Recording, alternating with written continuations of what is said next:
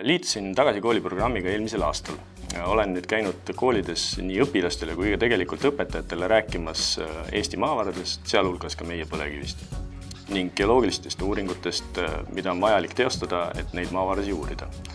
Leian, et praeguses seisus on võib-olla need teemad meil ühiskonnas liiga vähe kajastatud ja tegelikult nendega seoses levib ka mitmeid väärarusaamu ja müüte.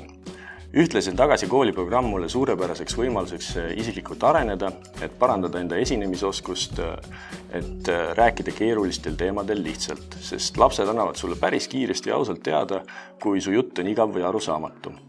Seega ongi Tagasi kooli programm suurepäraseks võimaluseks laiendada laste silmaringi ning seeläbi tegelikult ka isiklikult areneda.